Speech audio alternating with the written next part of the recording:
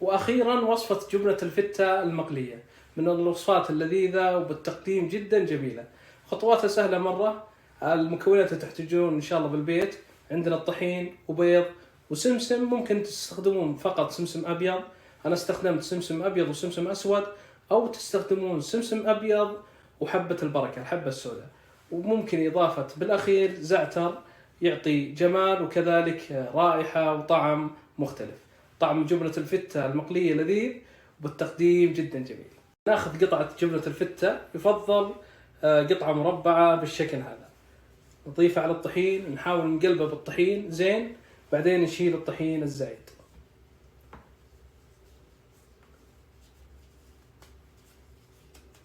لما نغلفها بالطحين نضيفها على البيض، بعد نحاول ان البيض يوصل الى كل الجهات.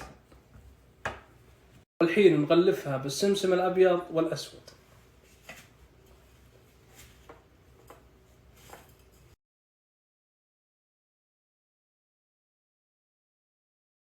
راح نقليها بزيت غير عميق، راح نقلبها على كل الجهات على حرارة تقريبا متوسطة إلى هادية. أول شيء راح تكون متوسطة تقريبا، نحاول تكون حرارة هادية إلى متوسطة، ونبدأ نشيل بالزيت ونحط من فوق. هذه راح تساعدنا أول شيء إنه تتماسك من فوق، وكذلك الزيت ينصب على الجنب ويحمر الجوانب. نشقرها على كل الجهات. بسم الله. أضفنا قطعة خلية نحل، ونضيف عليه زعتر، الحين نصب العسل. ايش رايكم بالشكل؟ ونضيف عسل الصنوبر من صبيب. ما شاء الله تبارك الله.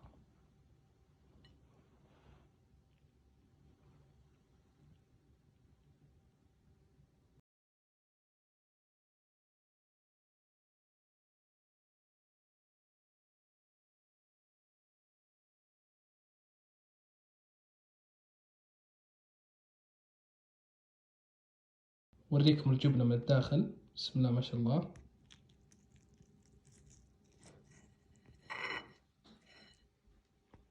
شوفوا شكلها، صايرة كل سائلة مع الحرارة، والطبقة مقرمشة.